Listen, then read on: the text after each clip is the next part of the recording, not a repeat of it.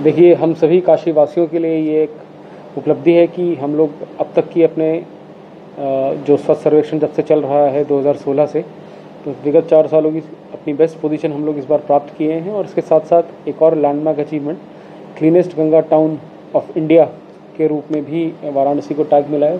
तो जहां हम चाहते हैं कि गंगा अपनी की अविरल धारा हमारे तटों से होकर जाती है बाबा विश्वनाथ के पास से, तो उस कंटेक्स्ट में और उस परिप्रेक्ष्य में एक इम्पॉर्टेंट उपलब्धि है हमारे लिए। तो सभी काशी वासियों को इसका श्रेय जाता है और ये काशी की कंबाइंड अचीवमेंट है। इसमें आप देखेंगे तो आप रियलाइज़ करेंगे कि हमारे सफाई कर्मी और हमारी जो स्वास्थ्य की टीम है, वो इंस्पाइट ऑफ द फैक्ट कि ये पूरी तरह हम लोग नगर निगम से मैनेज कर रहे हैं। अभी तक कोई हमारे पास बाहर से एजेंसी नहीं थी, कोई एक्स्ट्रा रिसोर्सेज नहीं थी, हमारा यूज़र चार्ज कलेक्शन नगण्य था। इसके बावजूद भी लिमिटेड रिसोर्सेज से नगर निगम, हमारा छोटा क्षेत्र है, जो रेवेन्यू कलेक्शन है वो बड़ी नगर निगमों के सापेक्ष, आप इंदौर, अहमदाबाद, सूरत की बात करें तो 1/50 भी नहीं है, 50वां हिस्सा भी नहीं है। तो उसके बावजूद हम नई दिल्ली, चेन्नई जैसी बड़ी बड़ी म्यूनिसिपैलिटीज़ को पीछे कर पाए हैं। तो ये केवल और केवल टीम का अदम्य परिश्रम और उनकी, अब स्पेशली ऐसे टाइम में जहाँ पे कोरोना भी साथ में है, तो ऐसे टाइम्स में भी लगातार एक अनवरत लगे रहना सफाई के लिए। और फंडामेंटली जहाँ पे हमारा सिस्टम 100% फुली सिक्योर नहीं है, उसके बावजूद भी हम लोग ये रैंक ला पाए। तो आई एम श्योर ये एक सिर्फ और सिर्फ जो सफाई कर्मी हैं, सफाई मित्र हैं और उनकी सुपरवाइजरी टीम है, उन्हीं को इसका श्रेय जाता है। कि अभी भी 26 पायदानों का फ़र्क है हम में और फर्स्ट रैंक में। जब तक हम वो प्राप्त नहीं करते तब तक हम लोग लगातार प्रयासरत हैं। इस कंटेक्स्ट में मैं आपको बताना चाहूँगा कि डोर टू डोर कलेक्शन और सेग्रीगेटेड वेस्ट कलेक्शन, ये दो ऐसी इम्पॉर्टेंट स्तंभ हैं जिसको प्राप्त करने के बाद ही हम लोग उस लेवल की बात कर सकते हैं जिस लेवल पे आज इंदौर जैसे शहर, जो लगातार चौथी बार फर्स्ट आए हैं, वो खड़े हैं। और मैं सभी काशीवासी से शेयर करते हुए प्रसन्नता हो रही है कि हम लोगों ने दिसंबर लास्ट में यह टेंडर किया था, मार्च में ये टेंडर अवार्ड किया। कोरोना के कारण टीम ऑन ग्राउंड नहीं आ पाई, तो एक बहुप्रत्याशित इसमें एक हमारी इंथनी एनवायरमेंट ग्रुप करके एक कंपनी है बॉम्बे बेस्ड, जो बड़े शहरों में जैसे नवी मुंबई, दिल्ली इत्यादि में सेग्रीगेटेड वेस्ट कलेक्शन का काम कर रही है। उसको हमने रोपन किया है। सभी वार्डों के सभी घरों से वह सेग्रीगेटेड वेस्ट कलेक्ट करेगी, हम लोगों को कलेक्ट करके देगी, जिसको नगर निगम प्रोसेस करेगा। इसके साथ साथ नगर निगम की टीम अपनी एज अ बैकअप टीम और complimentary team street sweeping, toilet cleaning इत्यादि सारे कार्य करेगी। तो Varanasi waste solutions private limited, जो एजी एनवायरो की कंपनी बनाई गई है वाराणसी के लिए, और वाराणसी नगर निगम ने सर्वे 20 तारीख से स्टार्ट कर दिया है। हर घर, करीब 2.5 लाख घर हैं वाराणसी में वर्तमान में, हाउस होल्ड्स, करीब 2.5 लाख घरों में जाके एक एक घरों को बताया जाएगा, उनसे डिटेल ली जाएगी कि आप किस समय घर से कूड़ा फेंकना आपके लिए आसान रहेगा, क्या आपके लिए टाइमिंग्स बेटर रहेंगी, अभी तक कैसे करते आए हैं, क्या कमी लगी, क्या गैप है। ऐसा एक एलैबोरेट सर्वे है हर हाउस होल्ड का, जिससे हम ये उस सर्वे के एंड में हम लोग ये गेज कर पाएंगे कि हमारी क्या रिक्वायरमेंट्स हैं।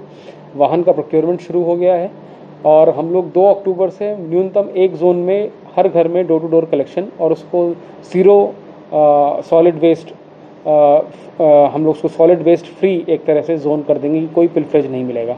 तो ये वाली जब हम लोग अपना स्टार्ट कर देंगे और दिसंबर तक हम सभी जोन्स को कर चुके होंगे, तब आप देख पाएंगे कि हम लोग उस लेवल पे बात कर रहे होंगे जिस लेवल पे अपने इस समय भारत के प्रमुख शहर हैं जो फर्स्ट आए हैं, सेकंड आए हैं। सर, ये हमारे लिए गौरव की बात है कि हमारा जो बनारस है वो सफाई के मामले में 70 से 27वें नंबर पर आया है। लेकिन हमारा बनारस सिर्फ घाट पर ही नहीं बसता है, बनारस मशहूर है यहाँ की गलियों से। और मैं आपको बता दूँ कि यहाँ पर खाली घाट पर सफाई करना ही सफाई नहीं होगा। यहाँ पर अगर आपको सफाई रखना है तो यहाँ के गलियों को भी आपको स्वच्छ रखना होगा। अभी आप मेरे पीछे देख सकते हैं कि कूड़े का पूरा अंबाल लगा हुआ है और ये समस्या इस वार्ड की आज से नहीं है, लगभग 5 वर्षों से अधिक की है। और जो भी कागजी कार्रवाई होता है, जिस प्रकार से भी जो भी कंप्लेन होता है, उसको हम सभी निवासियों, यहाँ के निवासियों ने किया और उसका जो भी डॉक्यूमेंट है वो बड़े पैमाने पर डॉक्यूमेंट है। लेकिन यहाँ पर जो भी काम होता है वो खाली कागजी कार्रवाई होता है, चाहे नगर स्वास्थ्य अधिकारी महोदय हो, चाहे नगर आयुक्त महोदय हो। बस कागज पे दिखा देते हैं कि मामले का निस्तारण हुआ, और यहाँ पे मौके का क्या स्थिति है आप लोग देख सकते हैं। कूड़ा उठाने वाला आता है? सर मैं आपको बता दूं, कूड़ा उठाने वाले की बात पे जब हम कंप्लेन करेंगे, फ़ोन करेंगे, तो एक छोटी सी गाड़ी आएगी जो ठेला होता है, बस हल्का फुल्का कूड़ा उठाएंगे, बस नाम मात्र, और कोई सफाई नहीं है यहाँ पर मैं कुछ नहीं, कोई व्यवस्था नहीं सर। यहाँ पर तो सफाई कर्मी झाड़ू भी लगाने नहीं आता है। अनुपम जी, 70वें स्थान के बाद अब स्वच्छता सर्वेक्षण में वाराणसी को 27वां स्थान प्राप्त हुआ है। कितनी खुशी है और इसका श्रेय किसे देंगे और एडवाइस क्या रहेगा, जो सुझाव? जी बहुत बहुत धन्यवाद।